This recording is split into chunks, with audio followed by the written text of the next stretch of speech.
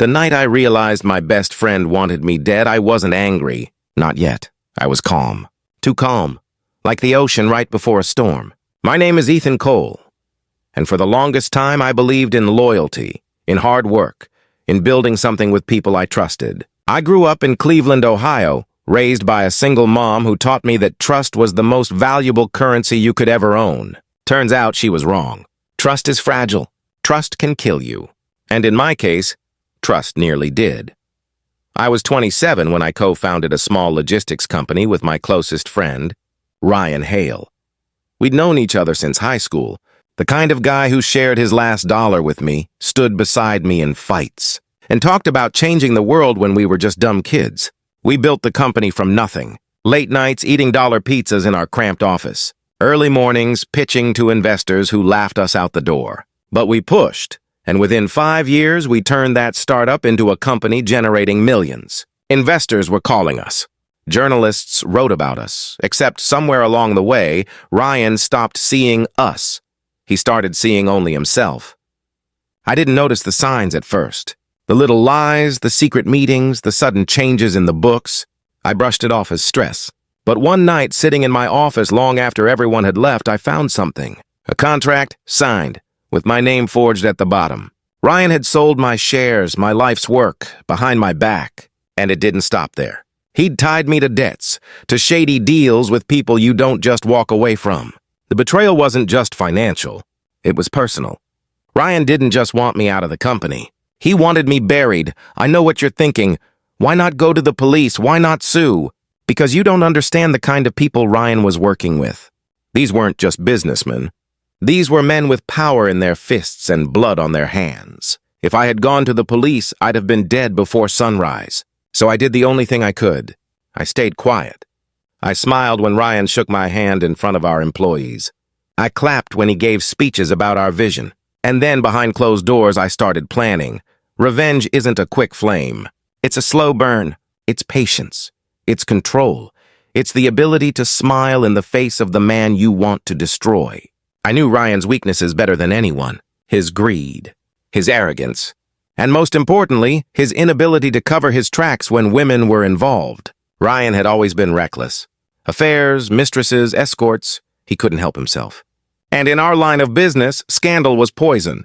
So I started collecting emails, messages, photos. I built a quiet little archive of Ryan's sins, the kind of archive that could ruin not just his career but his entire life. But blackmail wasn't enough. I didn't just want to scare him. I wanted to break him the way he had broken me. So I dug deeper. One night, after weeks of pretending to be his loyal partner, I followed him. He thought he was clever, meeting late at night in a parking lot on the edge of town. But I stayed far enough back not to be seen. And what I saw froze me. Ryan wasn't meeting investors. He was meeting men connected to one of the most violent crews in Cleveland, guys whose names were whispered, not spoken. Men who dealt in cash, drugs, and silence. I knew right then.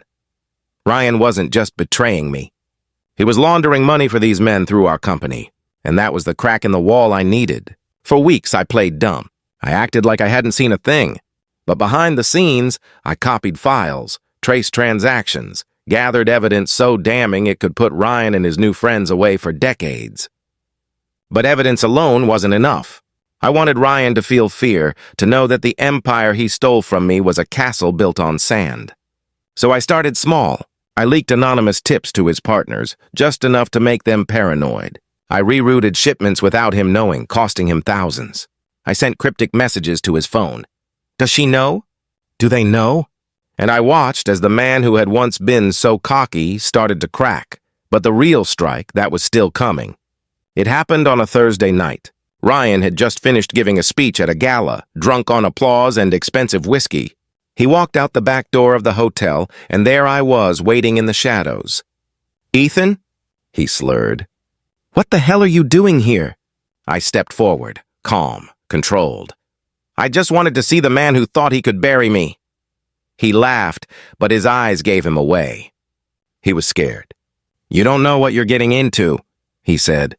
And that's when I leaned close and whispered, "Oh, I know exactly what I'm getting into." "Do you?" Then I handed him a flash drive. On it was everything. The fake contracts, the money laundering, the affairs. "This is just a copy," I told him. "The real files are with people who hate you a lot more than I do." Ryan went pale. For the first time, I saw him realize he wasn't in control anymore. The next weeks were chaos for him. His partners turned on him, investors pulled out, and whispers of investigation spread like wildfire. I didn't need to lift a finger. The machine he built to destroy me was now eating him alive. And then came the final blow. The men he'd been laundering money for, they found out about the missing shipments, the leaks, the evidence. Ryan disappeared one night. Just gone. Some say he fled the country. Others say he ended up at the bottom of Lake Erie. Me? I didn't care.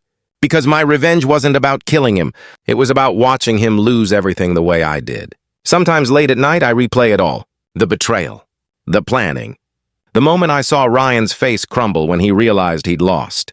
People ask me if it was worth it, if revenge gave me peace. And the truth? Peace is overrated. What I found was better. I found clarity. I found freedom. And I learned the most important lesson of my life: trust is earned, not given. And once it's broken, the only thing left is revenge.